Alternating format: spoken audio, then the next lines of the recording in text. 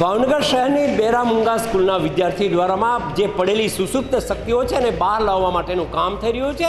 ભલે તેઓ સાંભળી નથી શકતા, બોલી જ નથી શકતા, પરંતુ જે પ્રકારે તેમને સજ્ઞાઓના મારફત સૂચનાઓ આપવામાં આવતી હોય છે તે મુજબ એ કાર્યક્રમ કરતા હોય છે। આજે જે કાર્યક્રમ યોજાયો છે કેવા પ્રકારનો કાર્યક્રમ છે એ આપણે જાણીશું। આનંદભાઈ, કેવા પ્રકારનો કાર્યક્રમ છે આ? અમારી સંસ્થાનો સાંસ્કૃતિક કાર્યક્રમ છે, એન્યુઅલ ડે છે, જેને મૌન થનગનાટ નામ આપ્યું છે।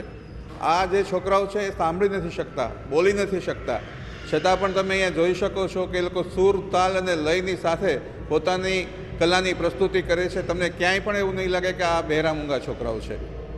મને તૈયાર કરવા માટે બહુ જહેમત ઉઠાવવી પડતી હોય છે, કેવા પ્રકારે આની તૈયારી કરવામાં આવે છે? આ તૈયારીમાં અમારી સ્કૂલનો આખો શિક્ષકની ટીમ, જે લોકો ગાયન પણ કરે છે, વાદન પણ કરે છે અને મ્યુઝિક પણ વગાડે છે, કોરિયોગ્રાફી પણ કરે છે, આખી અમારી સ્કૂલની ટીમ છે। 95% અમારા શિક્ષકોએ જ આ તૈયાર કર્યું છે। 1-2% પૂરતું અમારે ઢોલક વગાડવાવાળા કોઈ અમારી હેલ્પમાં આવ્યા છે, પણ અમારી સ્કૂલની ટીમે જ તે આ બધા બાળકોને તૈયાર કરીને કામ કરાવ્યું છે। આનંદભાઈ, આ પ્રકારના બાળકોને આગળ લાવવા માટે જો કામ કરી રહી છે આ સંસ્થા, શું કહેશો? આ સંસ્થાને કારણે આ છોકરાઓની ભવિષ્ય બહુ સારું છે।